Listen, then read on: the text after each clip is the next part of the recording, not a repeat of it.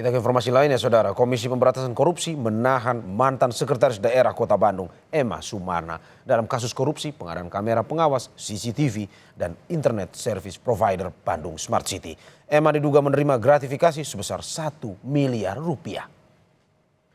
KPK menyebut Emma menerima gratifikasi 1 miliar rupiah terkait pengadaan atau pekerjaan yang bersumber dari APBD Kota Bandung tahun anggaran 2020 hingga 2023 serta penerimaan lain. Selain Emma Sumarna, KPK juga menahan tiga tersangka lain dalam kasus ini. Mereka adalah anggota DPD Kota Bandung dari fraksi Partai Gerindra dan PDI Perjuangan. Penahanan 4 tersangka merupakan pengembangan dari operasi tangkap tangan terhadap Wali Kota Bandung yang terlibat perkara suap program Bandung Smart City. KPK menahan 4 tersangka selama 20 hari hingga 15 Oktober di rutan KPK. Akan menyampaikan rilis ES sekurang-kurangnya menerima sebesar 1 miliar rupiah dan para tersangka lainnya selaku anggota DPRD sekurang-kurangnya juga total menerima sejumlah 1 miliar rupiah beserta mendapatkan pekerjaan-pekerjaan di lingkungan dinas di Kota Bandung. Tersangka ES menerima gratifikasi dari Dinas Perhubungan dan dari dinas lainnya secara rutin sejak tahun 2020 sampai dengan tahun 2024. Selain itu, tersangka ES selaku Ketua TAPD dengan kewenangannya membantu mempermudah penambahan anggaran pada pembahasan APBD perubahan tahun 2022 pada Dinas Perhubungan Kota Bandung untuk kepentingan para anggota DPRD agar dapat mengerjakan pokir-pokir atau pokok-pokok pikiran pekerjaan-pekerjaan melalui penyedia yang bersumber dari anggaran pada Dinas Perhubungan. Untuk mengetahui informasi lengkapnya, sudah ada jurnalis Kompas TV, Putri Oktaviani, di Gedung KPK, Jakarta. Selamat siang, Okta. Apa saja peran para tersangka dan kenapa keterlibatan para tersangka baru belakangan ini diketahui?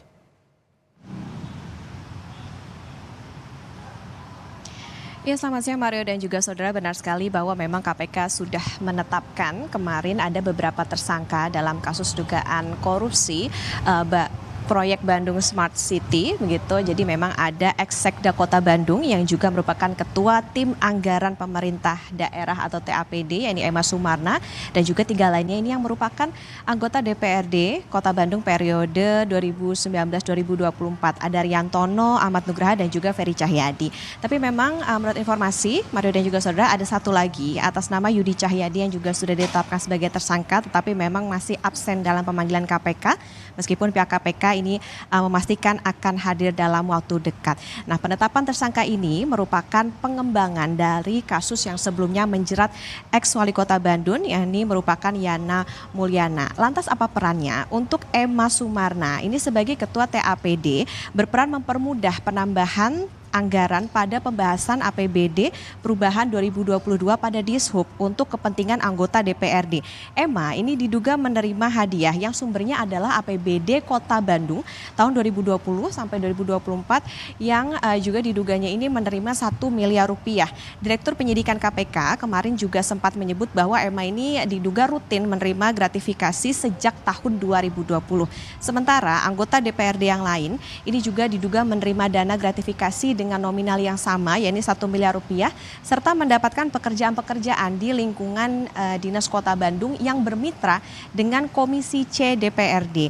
Nah, alasan KPK kenapa tidak langsung menangkap orang-orang ini atau menetapkan tersangka ketika dalam waktu dekat saat OTT Yana Mulyana beberapa waktu lalu. Jadi memang ini baru ditemukan dari hasil pengembangan. Jadi ketika dilakukan pendalaman, tim penyidik ini menemukan adanya pihak-pihak lain yang juga diduga menerima suap. Jadi dari situlah baru dilakukan pendalaman. Nah, saat ini Emma dan juga tersangka lainnya ini ditahan selama 20 hari sejak kemarin tanggal 26 September sampai nanti tanggal 15 Oktober 2024. Yang kita tahu memang dalam kasus dugaan korupsi Bandung Smart City ini sudah menjerat ada 6 orang dan tentu Bandung Smart City ini juga kita ketahui bahwa ini diharapkan bisa memberikan kemajuan bagi teknologi Kota Bandung tapi sayangnya menjadi lahan korupsi. Mario? Ya, Okta, apakah ada potensi penambahan jumlah tersangka dari informasi yang Anda dapatkan?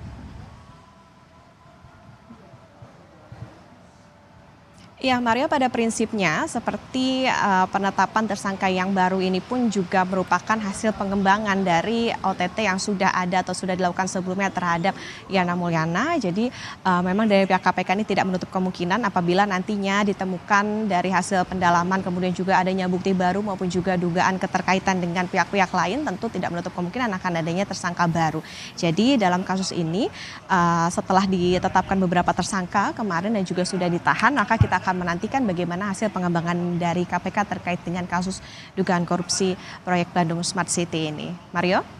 Terima kasih Putri Oktaviana atas laporan dari Gedung KPK Jakarta. Selamat bertugas kembali.